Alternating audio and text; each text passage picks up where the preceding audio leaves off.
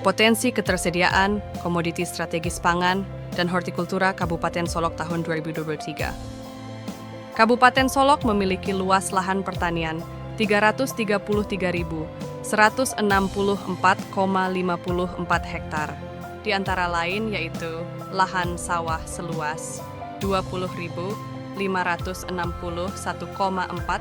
hektar. Luas lahan yang bukan sawah 312.603,05 hektar.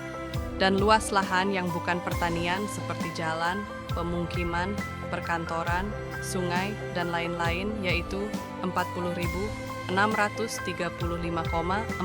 hektar. Komoditi unggulan Kabupaten Solok.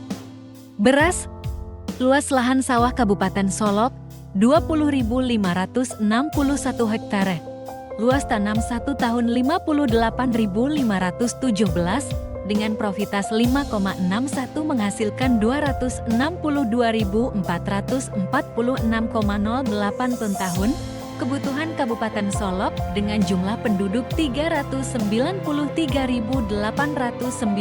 orang, hanya 28.757, artinya surplus beras 233.689,08 ton tahun.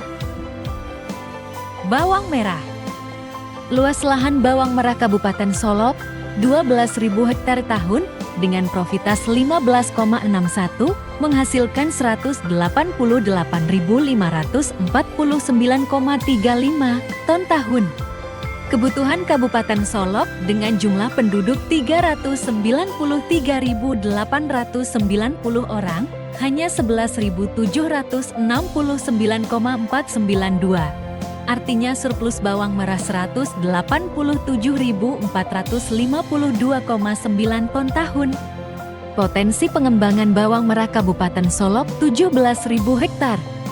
Kabupaten Solok sudah punya benih unggul bawang merah sendiri yang sudah dilepas pada tahun 2017 yaitu Solok Sumbar Sakato SS Sakato yang diproduksi dan didarkan di Sumatera Barat maupun di luar Sumatera Barat.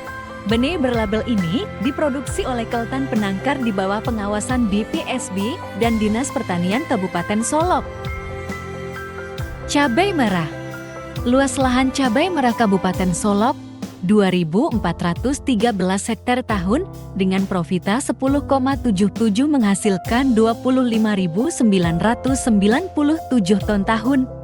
Kebutuhan Kabupaten Solok dengan jumlah penduduk 393.890 orang, hanya 2.363,4 ton tahun. Artinya surplus cabai merah 23.633,6 ton tahun. Untuk cabai merah Kabupaten Solok memang belum punya benih unggul bawang, tetapi cabai merah Kabupaten secara spesifik punya tingkat kepedasan tinggi di Sumatera Barat. Bentuk agak ramping artinya kadar air rendah, sehingga agak tahan untuk penyimpanan yang lama. Jalan usaha tani. Jalan usaha tani atau yang disingkat dengan JUT adalah jalan yang dibangun oleh pemerintah atau masyarakat dengan tujuan untuk memudahkan transportasi dan aksesibilitas ke lahan pertanian. Tujuannya adalah untuk meningkatkan produktivitas, pendapatan, dan kesejahteraan petani, serta menciptakan keberlanjutan dalam sektor pertanian. Irigasi. Irigasi adalah suatu sistem atau metode yang digunakan untuk menyediakan air bagi tanaman pertanian secara buatan atau bukan alami.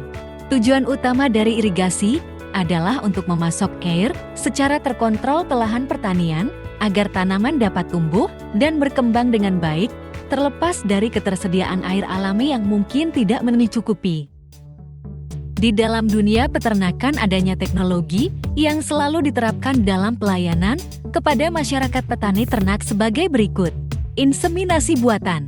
Inseminasi buatan pada sapi kawin suntik adalah suatu cara atau teknik untuk memasukkan manis spermatozoa atau semen yang telah dicairkan dan telah diproses terlebih dahulu, yang berasal dari ternak jantan ke dalam saluran alat kelamin betina dengan menggunakan metode dan alat khusus yang disebut insemination gun yang dilakukan oleh petugas inseminasi buatan yang telah memiliki kompetensi.